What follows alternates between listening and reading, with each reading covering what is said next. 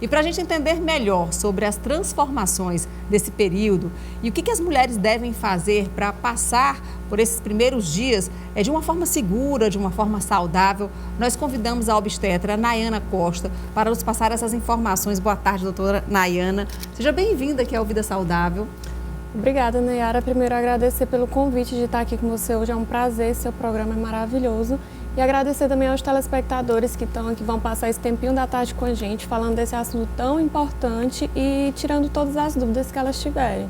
E os nossos telespectadores, doutora, eles são bem fiéis. A gente já começa até a falar o número, que a gente já diz assim, tem alguma pergunta aqui para a doutora Nayana Costa? Manda aí no nosso WhatsApp, é o 869-9927-0783. E a gente assistindo essa reportagem aí das mamães, né, da Larissa e da Dani, da Daniela, e a gente vê o quanto esse momento deixa a gente com as emoções assim à flor da pele, né? Você viu que a Daniela já falou, já foi chorando, já foi se emocionando. Eu me lembro do meu tempo, quando eu fiquei grávida e depois quando eu tive o bebê. Então, tudo era muito intenso. Quando eu tinha raiva, era uma raiva muito intensa. Quando eu me emocionava também, era também de uma forma bem intensa. É isso que acontece nesse período do puerpério, principalmente? Nayara. Então, assim, o puerpério, para quem ainda não entendeu, é aquela chamada quarentena, né? É o período que vai ali depois que sai a placenta até 6 a 8 semanas após o parto. Nesse período, a mulher passa por um turbilhão de mudanças, né? Tanto morfológicas, anatômicas, o útero ele vai voltando para o lugar, os outros órgãos vão se acomodando, mudanças fisiológicas, hormonais, alguns hormônios diminuem, outros aumentam, como a prolactina, por exemplo, para estimular a amamentação, e mudanças emocionais. A partir do momento que nasce um bebê, nasce uma mãe e nasce um pai também. Então, todo esse ambiente eles precisam se autoconhecer, precisam saber lidar com essa situação, e essa mãe também precisa de cuidado, não só o bebê. Ela precisa de uma rede de apoio muito importante para conseguir passar por isso. E é importante saber o que é normal e o que não é, para ela saber, eu estou passando por isso, mas é normal da fase, eu entendo que é normal, então por isso é importante a gente conversar sobre isso. Tá. Quando a gente fala de resguardo, assim, no tempo da minha mãe se falava assim, a mulher tem que ficar deitada, não pode levantar. O que é de fato esse resguardo? O que a mulher deve de fato se preservar na relação física dela, em dormir, se movimentar, tanto para o parto normal quanto para o parto cesariano? Isso, antigamente tinha muito isso de ficar muito deitada, né? Hoje a gente mudou muito isso. O parto normal, assim, a gente estimula a paciente a andar, a caminhar o mais rápido que ela puder mesmo, assim que ela se sentir bem.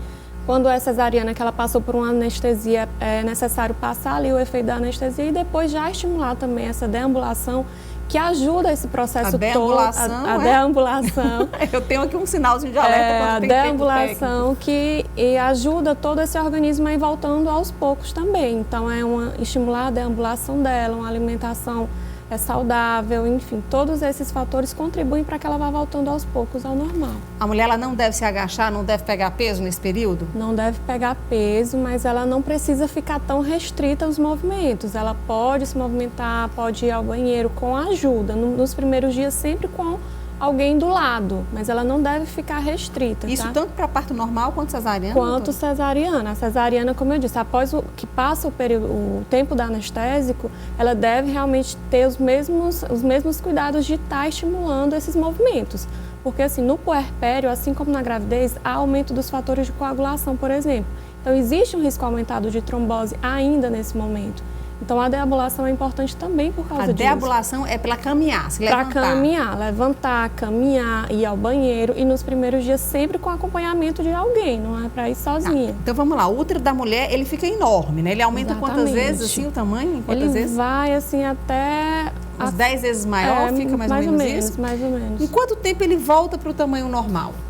Ele vai voltando aos poucos, cerca de 3 meses ele está mais ou menos do tamanho normal, tá? Mas nos primeiros dias ele evolui bastante, por isso que a mulher tende a sentir cólicas nos primeiros dias. É justamente esse útero voltando ao normal. Essas cólicas ele vai contraindo até ele voltar ao normal. E o sangramento desses primeiros dias, já é a menstruação ou não? Não, não é a menstruação. O sangramento nesses primeiros dias se chama loqueação. Ela é um conjunto de fatores, é sangue misturado com restos de tecido, misturado com algumas bactérias que são próprias do organismo, e ela vai alterando de cor com o passar do tempo. No começo, ela é mais avermelhada por causa do sangramento. Depois que vai saindo esse sangramento, ela vai ficando mais diminuindo essa cor avermelhada, mas amarronzada até ir realmente parando. Em cerca de 2 semanas já não é mais para ter esse sangramento. E quando que volta a menstruação da mulher? Bom, isso vai depender se ela amamenta ou não. Geralmente, se a paciente está amamentando, a tendência é que essa menstruação não desça. Até ela realmente voltar a amamentar. Se ela parar de amamentar, essa menstruação pode voltar logo que ela parar a amamentação. Mas isso não é uma regra. Tem pacientes que continuam amamentando e vem a menstruação desce e a gente não tem como dizer uma data exata, 3 meses, 2 meses. Não tem. Agora, em relação ao risco de uma gravidez, mesmo a mulher amamentando, o que ela deve fazer? Porque acabou de ter um bebê, não está pensando em ter outro, né? O que ela deve fazer em relação a isso? O período que a gente chama de abstinência sexual, de ficar sem o sexo, um parto normal, por exemplo, é de no mínimo 30 dias. Então, nesse período não pode. A partir desse momento, 30 a 45 dias, a mulher deve realmente procurar o seu obstetra para o retorno, avaliar se ela realmente está bem para voltar a ter essas relações e iniciar, assim, um método contraceptivo, mesmo se ela estiver amamentando. Porque a amamentação diminui a chance de engravidar, mas ela não inibe. Então, é necessário usar um método adequado para essa fase do puerpério. Tá, esse período sem relações sexuais é só para parto cesariana ou para normal também? Pelo menos 30 dias. 30 dias pelo menos. Isso. Então, depois tem que procurar um médico para poder ele avaliar. Para avaliar se realmente está tudo bem e iniciar um método contraceptivo se ela não quiser amamentar, não quiser engravidar, que existem métodos específicos para essa fase. Doutora, em relação à amamentação, algumas mulheres relatam do peito endurecido, do seio endurecido, às vezes tem mulheres que têm até febre em relação também a isso. Eu queria que a senhora falasse um pouquinho dessa fase do puerpério e da amamentação. Então, o colostro, aquele leite mais clarinho, ele começa a aparecer ainda na gravidez. Tem mulheres que já começam a eliminar ele ainda na gravidez. Nos primeiros dias, ele que já começa também a produzir mais, e no terceiro dia chama-se apojadura. A gente conhece como a descida do leite. Nesse momento pode realmente aumentar a temperatura corporal, ela pode ter uma febre, por exemplo, mas é normal da fase. O que é importante saber é que tem que fazer o esvaziamento dessa mama, como passou no vídeo, né, antes a fisioterapeuta explicando. É importante saber fazer as massagens para esvaziar essa mama sempre que ela tiver essa ingurgitação, que é uma mama muito cheia, mama pedrada, o leite fica muito concentrado. Então, é importante fazer isso e também compressas geladas, melhoram muito a sensação e ajudam também nesse esvaziamento. Muitas mulheres, elas ficam com ansiedade de voltar ao peso normal, em voltar ao corpo da forma como era antes da gestação. Qual é a dica que a senhora dá em relação a essas mulheres que estão nessa fase? Primeiro, não se preocupar tanto com isso, né? Não é o momento, cada coisa em seu tempo. É uma fase que você deve pensar assim, em se alimentar adequadamente, tentar fazer uma atividade física quando ela for liberada, quando seu médico liberar, mas não pensar nesse momento em voltar ao corpo ideal, porque isso é com o tempo. Com o tempo, o corpo vai voltando ao normal e a partir disso é que você vai pensar realmente na estética, né? Nesse momento, aproveite seu filho, curta esse momento e é isso. A amamentação tem existe uma relação entre a amamentação e perda de peso? Existe. A amamentação, ela exige muito da mãe, né? Então, realmente existe essa relação de amamentação com perda de peso. Então, até porque ela perde realmente calorias no momento da amamentação. Então, existe sim essa relação. As mulheres que tendem a amamentar, elas tendem a perder peso mais rapidamente. A gente tem agora a pergunta dos telespectadores, já estava ansiosa aqui pelas perguntas, porque eu adoro a participação do nosso público. Então, vamos de pergunta aí. O que vocês querem saber da doutora Nayana? A Isabelle Leitão. Olá, boa tarde, Isabelle. Tive depressão pós-parto. Fale um pouco sobre isso. Beijos, peixos. É uma pergunta muito importante. Na verdade, a gente tem que diferenciar o que é depressão pós-parto. Mais de 50% das pacientes, elas têm uma instabilidade emocional no pós-parto, que é normal.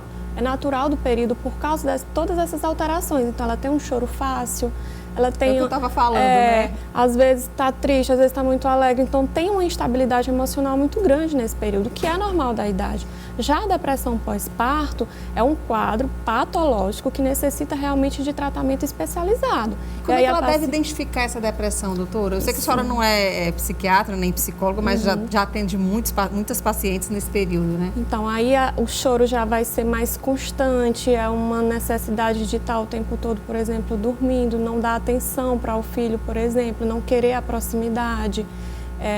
Esses fatores, eles realmente já são mais para depressão.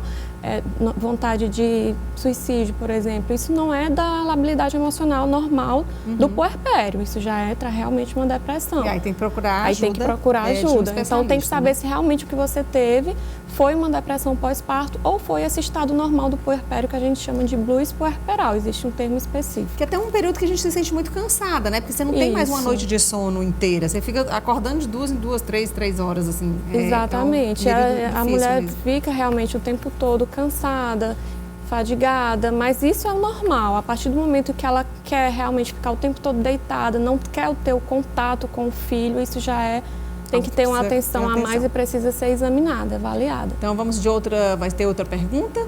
Olha aí. Tive filho há mais de um ano e minha menstruação nunca voltou ao normal. Pode ser algum problema? É Edelânia de Ilha Grande, do Piauí aqui. Uma boa pergunta. É Delane, né? Então, primeiro tem que saber se ela está amamentando ainda ou não. Ela não falou ali na pergunta, porque se ela ainda estiver amamentando, é normal que essa menstruação esteja ainda irregular, né? Se ela não estiver amamentando, pode ainda estar acontecendo, mas é importante ela ser examinada e avaliada para ver se tem algum fator interferindo nessa menstruação. Mas precisava saber dessa informação. Então, se estiver amamentando, Edelane, pode ser normal, pode ser normal. Se não estiver amamentando, é bom fazer uma consulta até mesmo de rotina para ser examinada melhor. Vamos de pergunta? Fátima Feitosa, olha, minha irmã tem uma menina que fez agora 1 ano. Ela só estava no peito, mas agora ela não quer mais. O que é indicado ela fazer? E aí, bom, se o bebê, a criança não quer mais, a mãe também tem que respeitar, né? Tem que entender que a criança já está em outra fase. Às vezes é muito difícil para a mãe, né? Eu passei por isso quando meu filho deixou de amamentar. Eu sofri muito, acho que eu sofri mais do que ele largou. Então, assim, é muito difícil para a mãe. Quanto tempo, doutora? Com 4 meses. Já deixou o peito? Ele deixou, exatamente. Mas, assim, foi por vontade dele e eu tive que respeitar, não tinha como fazer. Comigo aconteceu, assim, com 4 meses também, porque eu voltei a trabalhar. Então, assim, como o horário era incerto, né? Aí esse horário era incerto, às vezes eu não chegava, aí tinha que dar o leitinho, né, artificial. A mamadeira. Aí quando dava mamadeira, aí a criança já fica com preguiça, porque já é mais fácil, né? A mamadeira não precisa ter tanta sucção. Então também acabou que com 5, 6 meses já foi parando. Uma dica para essas mães, né, que trabalham, que deixam em casa para amamentar, é evitar dar na mamadeira. Ou dar o leitinho na colher ou no copinho, para não ficar tão fácil para ele. E aí diminui a chance de largar, mas acontece e tem que respeitar, já está com 1 ano, então assim, já teve uma amamentação muito boa. A amamentação seria até os 6 meses o ideal? Mínimo? Não o mínimo, isso depende de cada paciente. Assim, o ideal realmente que o Ministério preconiza é até 6 meses. Mas isso vai de paciente para paciente. Tem mulher que se culpa muito por não ter conseguido, não foi culpa dela, não foi porque ela não quis e não pode se culpar.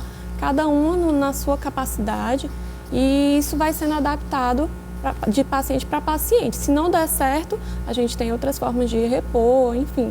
Doutora Nayana, a Edelane mandou aqui uma mensagem dizendo que ela é de volta. Ela disse que ela está dando mamar, ela está amamentando. Então justifica essa irregularidade menstrual ainda, Edelane. Então, mas pode cuidado, vai no médico para poder tomar anticoncepcional, senão pode engravidar, como eu disse, né? Desde 45 dias tem que estar tomando anticoncepcional, se não quer engravidar. Doutora, e a relação da gente tomar bastante líquido, tomar caldo de cana, interfere na produção do leite? Com certeza. Assim, caldo de cana interfere? A minha mãe chegou com 1 litro de caldo de cana. Caldo de cana interfere, mas assim, tem muito carboidrato, tem que ter cuidado, porque tudo em excesso é ruim. Assim como isso também. Então, os líquidos realmente aumentam a produção de leite, mas o caldo de cana em específico tem muito carboidrato. Mas não tem essa história, doutora? Tem. Tudo que é doce, o suco é com muito açúcar. Chegaram com um garrafão assim, de caldo de cana. Então, vai estimular, porque é muito líquido e muito carboidrato, mas tem que ter cuidado também por você também, pela sua saúde. Então tomar líquido é importante. Líquido é importante, mas ter cuidado com os carboidratos em excesso. Não precisa tomar muito caldo de cana, não. Tanto copinho assim. Vale, né? Tem mais perguntas, gente, aí dos nossos telespectadores, aqui para a doutora Nayana Costa, ela é obstetra. A gente está aqui no nosso quadro Cuidar Acima de Tudo, que é um oferecimento da Drogaria Globo. E olha só, volta a pergunta? Tem como voltar a pergunta? Ó, tenho um filho de 2 anos e passei 1 ano tentando engravidar. Porque tinha... eu não entendi. Síndrome de ovário policístico. Ainda bem que a doutora me ajudou. Gostaria de saber se pode ter dificuldade para engravidar novamente. É a Rose Araújo, ela é do bairro Santa Maria da Codipe. Bom, Rose, a síndrome de ovário policístico realmente ela tem uma tendência à dificuldade de engravidar. Nesse caso, existem vários tratamentos. O tratamento inicial tem que ser com alimentação saudável e estilo de vida, depois vem as medicações. E você pode sim ter dificuldade para engravidar na próxima gravidez, mas é importante, a dificuldade é menor, já que você já engravidou, mas é importante manter esses cuidados, principalmente com alimentação saudável e uma atividade física. Com esses cuidados, a sua chance de engravidar vai ser muito maior. Ok.